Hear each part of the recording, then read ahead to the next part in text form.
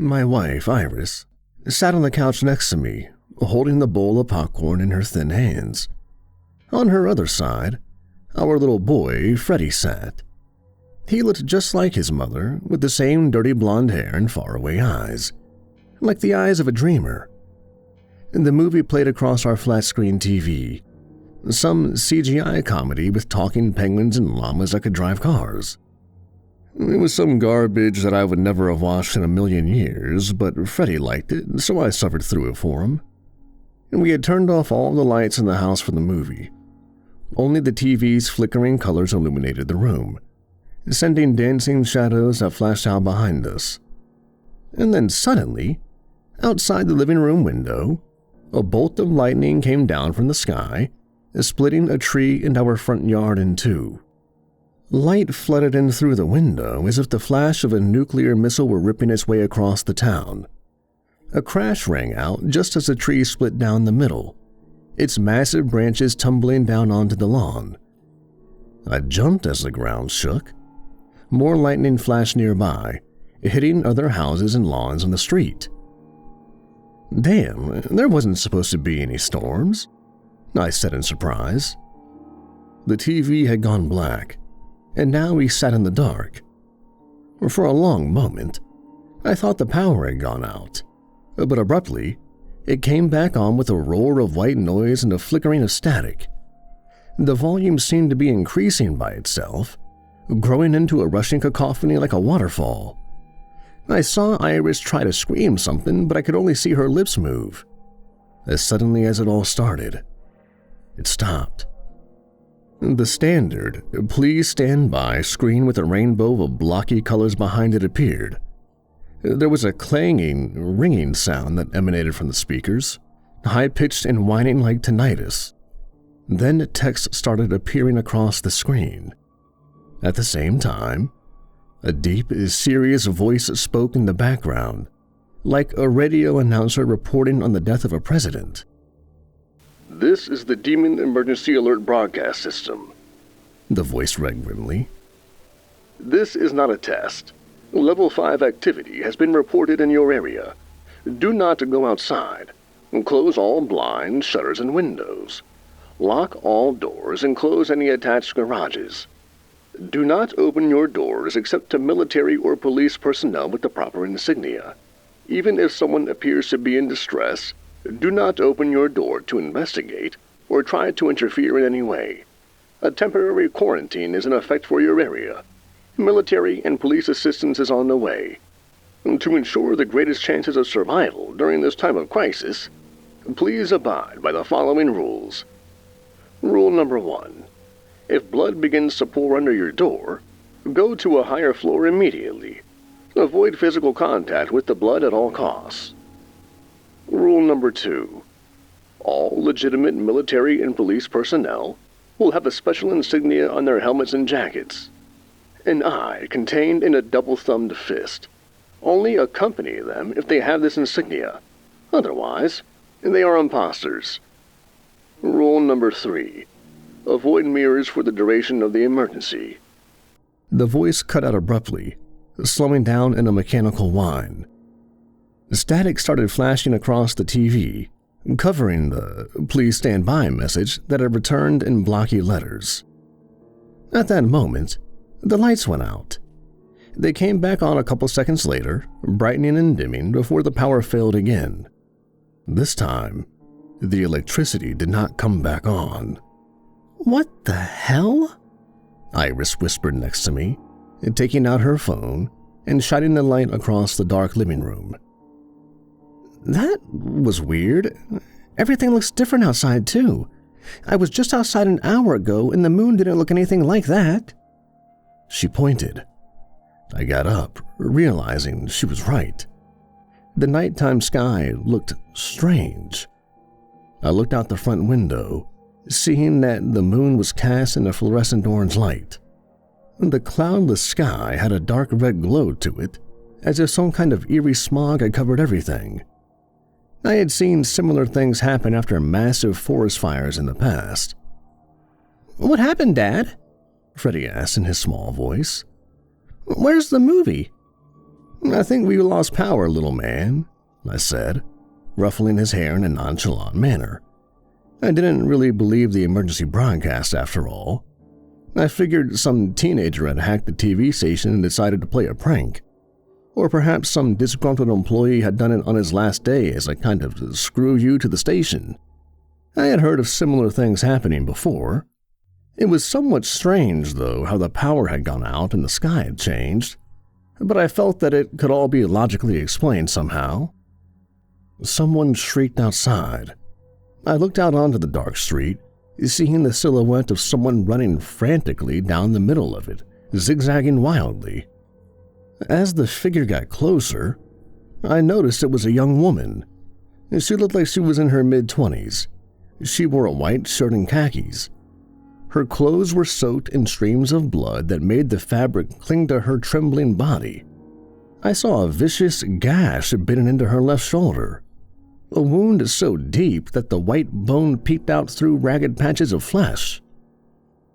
"Help! Somebody help me! Why won't anyone help?" she wailed, her eyes wild and panicked. She staggered and fell forward, crying and bleeding all over the road. I was about to run outside to see what was wrong with the young woman when I saw another silhouette creeping up behind her. It looked like the body of a man, but something was wrong. As he drew closer, I caught a glimpse of the man's face through the dim light. The left side of it was rotted and decayed, while the right looked muscular and healthy. He wore a black suit that looked like little more than tatters. Pieces of it fell off in ragged strips. I could see his left hand was also decomposing. Whatever kind of sickness it was, it seemed to extend to the whole left side of his body. The stiff, skeletal leg cracked as he dragged it behind him, silently drawing closer to the young woman. The living side of his face split into an insane rictus grin as he looked down at her. He carried a blood-stained axe that dragged on the pavement behind him with a harsh, metallic groan. Get away from me!" the woman screamed at the abomination, trying to kick at him. But she looked weakened from the blood loss, and her attempts were feeble and slow. The man laughed, a sound that rang out like the gurgling of blood. He spat squirming maggots from his mouth onto the dark street below. He knelt down before the grasping woman and gave a low whisper. It carried on the dead, silent air. "So warm," he murmured, wiping his dead, putrefying fingers across the streams of blood that spurted from her left shoulder. He stuck an inhumanly long, pointed tongue out of his chattering lips and began to lick the blood off his hands. "But not enough. Not nearly enough." He stuck the bony, decaying fingers of his left hand into the wound and started pulling at it. Blood burbled out in increasing quantities, covering her body in its wet sheen. The woman jerked, her face turning pale and bloodless. She tried to kick at him, but he only laughed again, gurgling like a man with a slit throat. In horror, I watched him raise the axe above his head. It stood there for a long moment, trembling in his shaking hands like a guillotine blade. "Please," the woman pleaded as he grinned down at her. In a blur, he swung the axe down into her forehead. There was a wet cracking of bone and a ringing of metal. She sat there with her mouth open for what felt like a very long moment. Then, limply, she collapsed to the pavement. A dull thud echoed down the street as her skull smacked it. Sickened, I closed the blinds on the window and turned away, realizing that Freddie and Iris had been standing right behind me the entire time, watching the horrific display. Freddie was crying quietly into his hands, while Iris looked pale, her green eyes wide and unbelieving. The woman exhaled one last time, a long, drawn-out death gasp, and then everything went silent. I felt sick and weak, Staggering, I put my hand out against the wall. A wave of nausea rose up my stomach. I ran towards the bathroom, shining the light from my cell phone to light the way. Iris started crying. I heard her frantically try to dial 911 over and over again. "Damn it, nothing's working," she cried. I stumbled into the bathroom and threw up all the popcorn and soda I had consumed that night into the toilet. And covered in sweat, I started wiping my face with toilet paper. I pushed myself up, glancing into the mirror. A cadaverous version of myself stood there, the dead face showing horror and surprise just like my own. I saw the same high cheekbones, the same shaved head, but in the mirror image, maggots writhed and squirmed in the rancid flesh.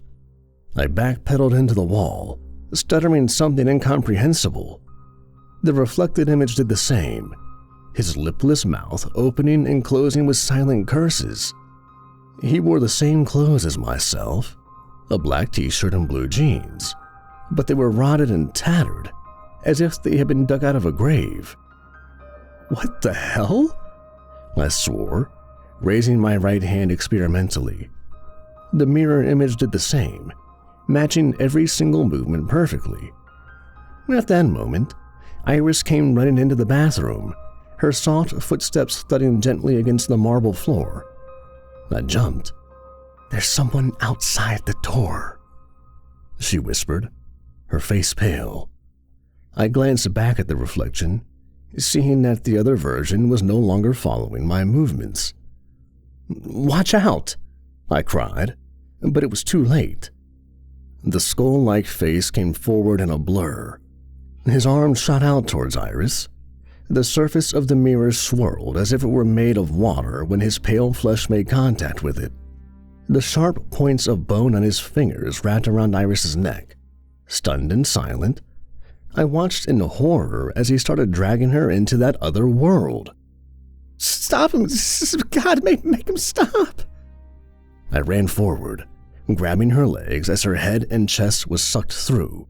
There was a slight popping sound when her body entered the liquid-like surface, and I tried to hold on with all of my strength, but whatever abomination was on the other side was strong, stronger than me. His iron grip yanked her out of my hands. "Dad?"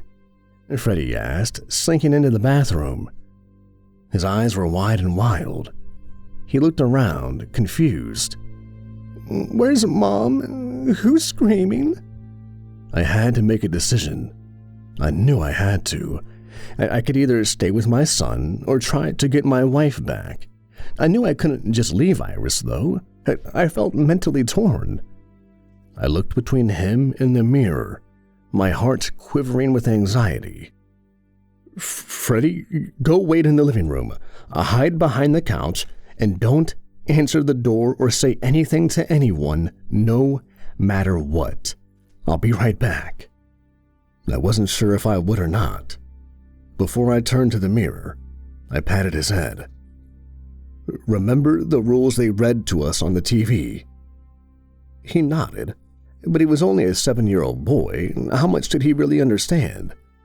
Hell, how much did I even understand? I hadn't followed the rules, and now Iris was kidnapped.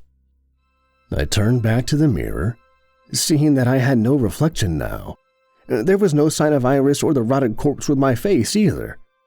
Slowly, I walked forward, putting my trembling hand out towards its silvery surface.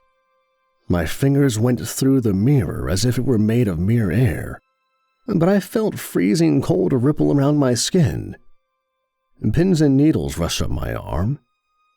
Taking a deep breath in, I pushed myself up on the counter and went all the way through.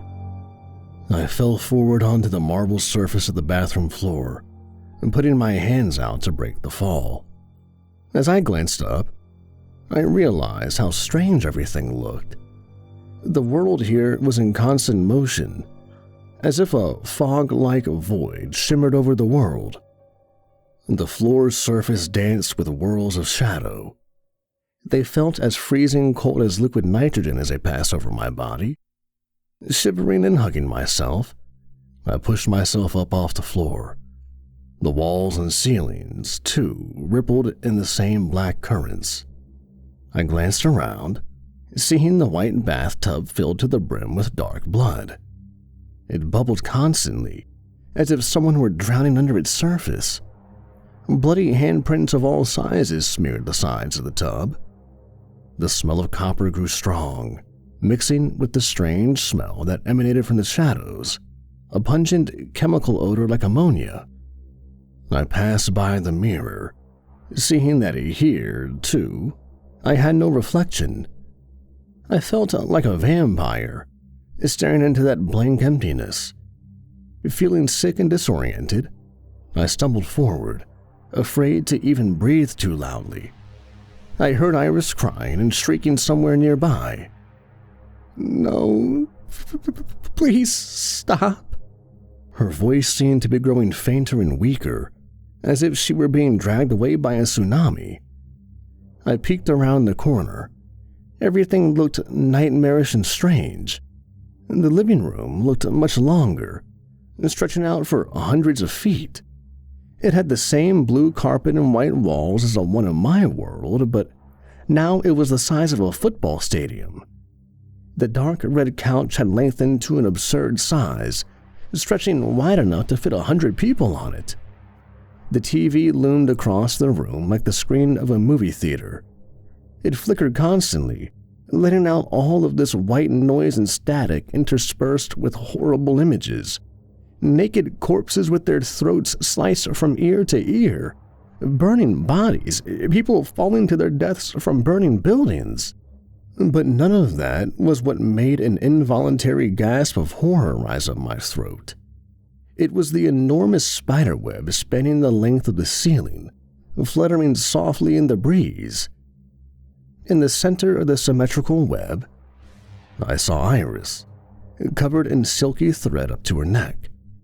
She was hanging horizontally, facing down, her body parallel to the floor. She struggled against the webbing that bound her like steel chains. Her eyes bulged from her head as she stared fixedly at the cadaver approaching her. Crawling upside down towards Iris was the monstrous image of myself I had seen in the mirror, but he had now transformed into something spidery and eldritch. He skittered along with 4 arms and 4 legs now, the emaciated limbs poking out of his tattered rags of clothes, forked and elongated, the skin pale and covered in purple sores and deep gashes. Iris continued to plead and shriek in horror as it drew near. The creature's chattering fangs and blackened gums approached her neck. At the penultimate moment, Iris saw me, peeking around the corner of the bathroom. I stood there, unsure of what to do. I thought of trying to scream out, to throw something at the creature, but then what? We'd both die, and then who would be left alive to protect Freddy? I didn't know what to do. These thoughts passed through my head in the space of a single moment as we stared at each other. Her eyes shone with a moment of clarity, even as waves of mortal terror shook her body like a hurricane. "Save Freddy! Run! Go, Jack!" The creature noticed her staring at me instantly. He curved his long neck and twisted his spidery limbs, clutching the thick strands of silk with his skeletal limbs. The creature turned to me. He had a face like a skull. His filmy eyes regarded me intently.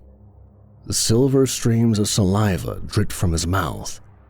He gave a wide, insane smile, then turned back to Iris, unhinging his jaw.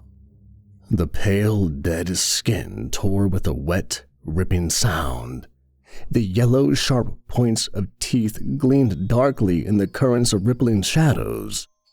I turned, sprinting back into the darkness of the bathroom as the crunching of bone and the shrieking of my wife followed me out. I had to repress another urge to vomit. With all of the speed I could muster, I staggered forward towards the counter where the mirror sat, revealing the image of my house, an image that still lacked my reflection inside. Iris's pleas and screams rapidly weakened. I heard her choking and gasping, and a few moments later, I heard a rapid skittering of many legs approaching the bathroom. I started to pull myself up on the counter to escape this hellish mirror world, and something creaked in the doorway behind me. I glanced back in fright, seeing the abomination with the 8 legs creeping up behind me. He stood only a few feet away from me now, and as my eyes met his white, dead ones, his cadaverous face split into a sickly grin. A wave of adrenaline shook my body. My vision turned white in the dark. With a pounding heart, I pushed myself up and lunged through the mirror. The 8-limbed abomination with my rotting face gave an insane shriek. I felt a freezing cold hand wrap around my ankle and begin to drag me back. "No!" I shrieked, trying to kick blindly at the mirror creature's dead face. "I'll never go with you, never!" I smashed my sneaker into his jaw. There was a shattering sound, as if a ceramic vase had been dropped. The chattering of sharp teeth and his shrieking cut off abruptly. Looking back, I saw the corpse's broken jaw hanging on by only a few shreds of tendons and muscle. The eyes went slack, and I felt the grip loosen for the briefest of moments. I pushed myself forward and slid through the mirror. The freezing cold pins and needles sensation returned, running over my body like water. I collapsed headfirst onto the sink, rolling onto the floor with a jarring thud. The shrieking of the 8-limbed corpse continued behind me. I saw him trying to force his elongated body through the mirror. The long arms with their sharp fingers reached through, swiping wildly at the air. Before I could escape, one of them came through and cut 4 deep gashes into my chest. My shirt instantly became soaked in blood as a burning pain ran up my body. I heard someone pounding at the front door, but in the moment of my panic, I could barely think. As the rest of the cadaverous body tried to push his way through the mirror, I dragged myself out of the bathroom. I slammed the door shut, even as the sounds of breaking and shattering followed me out. Ignoring the pain radiating through my body, I ran over to the couch and began shoving it towards the door. The door shuddered in its frame. The house and floor shook as the corpse threw his enormous body into the wood over and over again. Cracks spiderwebbed down the front of it, and I knew it wouldn't last more than a couple of more seconds. "Freddy!" I screamed, looking around frantically. My heart dropped when I remembered I had told him to hide behind the couch. He wasn't here, not anywhere in the living room. "Freddy, where the hell are you?" "Dad?" A voice responded from outside. It sounded like Freddy's voice, but it was eerie, as if his voice had gotten caught between stations on the radio. It sputtered with static.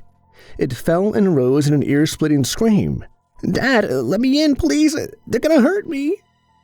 I ran to the front door, looking outside, but I saw no sign of Freddy. The sky had changed, though. The moon had changed from an orange to a dark red, the color of a burst blood blister. The rest of the sky was such a dark shade of crimson that it looked almost black. Around my feet, I felt something warm and wet. "Where are you? I don't see." At that moment, the bathroom door exploded outwards in a shower of nails and splinters covering my face and body in the debris. The cadaverous face peeked around the corner as if we were playing hide-and-seek rather than hunting and killing people. "Son of a bitch!" I swore as I looked down, seeing blood streaming in from under the door. It covered my sneakers up to the tops of the soles as more and more flooded in. I ran for the stairs as the 8-limbed corpse skittered across the ceiling like a spider. He hung upside down, the jaw hanging askew on his putrefying skull, the filmy eyes flashing with bloodlust. I was already halfway up the stairs when the corpse jumped down into the lake of blood at the bottom of the stairs. With his elongated, twisted limbs, He began pulling himself towards the first step in a blur, covering his body in the thick, putrid blood that continuously poured in through the bottom of every door. But something was in the blood. I froze in place near the top of the stairs, watching the creature as he struggled to pull himself out, which was already at knee height and still rising. There were dark silhouettes slithering through it. I saw the head of a black snake peer out of the 8-limbed cadaver. The snake had no eyelids, and its eyes looked as red as the blood it lived in.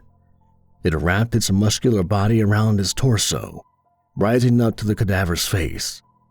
The blood-red eyes met those dead, rotted ones of the corpse as they stared at each other. Then the eldritch snake lunged forward and bit off the corpse's face. Other snakes started to rise out of the surface, wrapping around his 4 legs and slithering up his back. The corpse wailed like a banshee, running blindly into the walls to try to smash the many snakes that suffocated and bit him from all sides. But this only seemed to heighten their hunger and bloodlust. The sound of shredding flesh and snapping bone followed me as I ran into Freddy's room and hid. His room was the only one without mirrors in it, I knew, and I wouldn't be making that mistake again. In the thick curtains of shadow, a small voice rang out, terrified and searching. "Dad, is that really you?" Freddy asked, hiding behind his chest of toys. I saw his small body contorted and pale, his little head poked above the lid. "Freddy, you're alive!" I cried, running over and hugging him. Tears streamed down my face. "I thought you were outside. I heard you screaming out there." "I heard you and Mommy yelling outside too," Freddy whispered, his small body trembling as I held him. I got scared and ran up here. I'm sorry, Dad. Where's Mom?" "It's okay. Thank God you did," I murmured, remembering the lake of blood downstairs and all those strange black snakes. "Mom isn't coming, Freddy." He went silent then, and didn't ask any more questions. A sick, heavy weight covered my heart.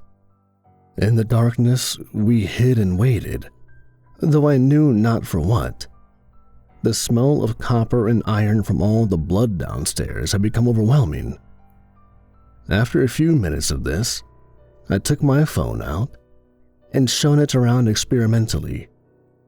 I saw a thin layer of blood streaming into the room, rising up the stairs like the wave of a tsunami. It covered the hallway's hardwood floor, a half-inch thick deep already and growing fast. Dark shapes slithered and writhed in it. Small waves pushed the lake of blood towards us, and within seconds, my shoes were submerged in it. "Dad?" Freddy asked in a panicked voice. "What's that? There's things inside of it." Without thinking, I picked Freddy up and held him above my body. "We need to get to the attic," I whispered to him, sprinting through the rising pool of blood with my son in my arms. "Don't be afraid, Freddy. We'll make it." I had nearly reached the hallway where the pull cord for the attic stairs hung when something wrapped around my feet. I went flying forwards, dropping Freddy in the pool of blood. He was submerged up to his waist instantly. His small body writhed in terror. "Help! Help, Dad!" he screamed, flailing his arms as black snakes circled him like hungry sharks. The one wrapping around my legs continued slithering up my body. A rising sense of horror and panic filled me, and at that moment I knew I was doomed. I only hoped I would see Iris again. Then I noticed the spotlights turn on outside, filling the inside of the house with a radiance like the sun. All of the windows upstairs suddenly smashed inwards. A spotlight shone through the nearest of them, illuminating me and Freddy in our frantic struggles against the snakes. Men in SWAT gear crawled through the shattered windows. With their gas masks, their faces looked like insects with too many compound eyes. On their helmets and jackets, I saw a strange symbol, a double-fisted thumb holding a staring, lidless eye. Dozens of them streamed in, shooting the snakes that circled Freddy and me. As the one wrapping its body slowly wound its way towards my face, one of the black-clad men came up and shot it in the skull. The snake's body collapsed all around me, its muscles loosening in death. With relief washing over me, I ran to our saviors. "Get us out of here. There's horrible things happening." The man nodded in his black military gear, his mask revealing nothing. "Follow me," he said dispassionately, staring towards the roof. "You two are the only survivors we found so far. It truly is a miracle anyone's still alive." I could only agree silently. "This must be all over every news channel."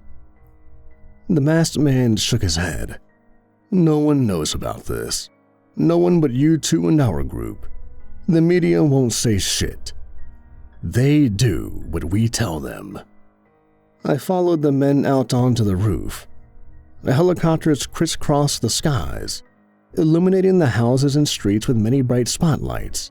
As a helicopter slowly lowered itself down to take Freddy and me away from that pit of nightmares, dropping a rope for us to descend, I glanced around at my town one last time.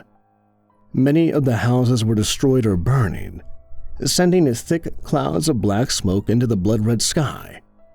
Men in full SWAT gear zoomed around, the blood flooding the streets and boats, the whirring of the motors echoing like angry hornets. Turning away, I followed Freddy into the helicopter and never returned. Iris is dead, and Freddy and I have seen enough horrors to scar us for 1,000 years.